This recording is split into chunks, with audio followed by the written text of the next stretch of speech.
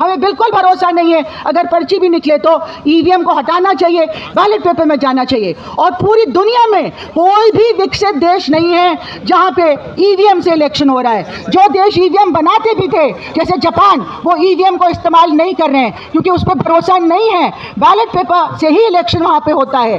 Germany में साथियों 3 साल लोगों ने सड़कों पे आंदोलन किया, तब जाके सुप्रीम कोर्ट ने वहां के सुप्रीम कोर्ट ने कहा कि ये अनकॉन्स्टिट्यूशनल, असंवैधानिक होगा ईवीएम का इस्तेमाल करना। इसलिए वो बैलेट पेपर से वहां इलेक्शन होना मैंडेटरी हो गया, जरूरी हो गया है। तो हम क्यों नहीं अपने हक के लिए लड़ सकते हैं साथियों? अगर ये लड़ाई हम नहीं जीते तो बाकी सारी लड़ाइयां नाकाम होंगी। कोई भी सरकार अगर सोचती है कि उसको हटाया नहीं जा सकता है, तब क्यों वो जनता की आवाज सुनेगी? चाहे वो मणिपुर का मसला हो, चाहे किसानों का मसला हो, चाहे वो अल्पसंख्यकों का मसला हो, चाहे दलित आदिवासियों का, हमारे जल जंगल जमीन का मसला हो, चाहे जेलों में 5-5, 6-6 साल सड़ा रहे हैं साथियों को, टीचर्स को, स्टूडेंट्स को, वकीलों को, जर्नलिस्ट को, बिना कोई ट्रायल के।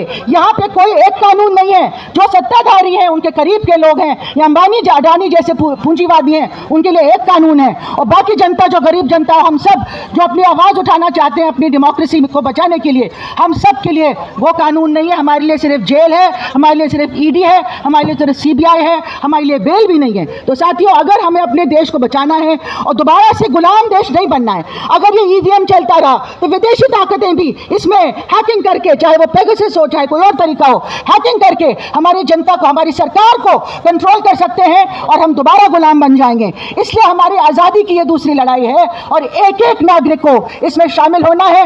इस लड़ाई से ज़्यादा ज़रूरी कोई लड़ाई नहीं है। विपक्ष को अकल आई लेकिन देर में आई, और अब भी वो कह रहे हैं, मिलके इंडिया कह रही है कि वीवीपैट की स्लिप बाहर निकलेगी और डब्बे में डाला जाएगा। हम उससे सेटिस्फाइड नहीं हैं। हम कहते हैं कि कम से कम उतना हो, लेकिन बेस्ट ये होगा हमारे लिए कि आप बैलेट पेपर छापने में कितना टाइम लगता है, बैलेट पेपर से ही इलेक्शन होना चाहिए। तभी हमें विश्वास होगा कि हमारा वोट जहां हम चाहते थे वहीं गया है, हमारा वोट चोरी नहीं किया गया है। इसी के साथ मैं अपनी बात खत्म करती हूं। आप सबको दोबारा से बधाई और इनकलाब जिंदाबाद। इनकलाब, इनकलाब।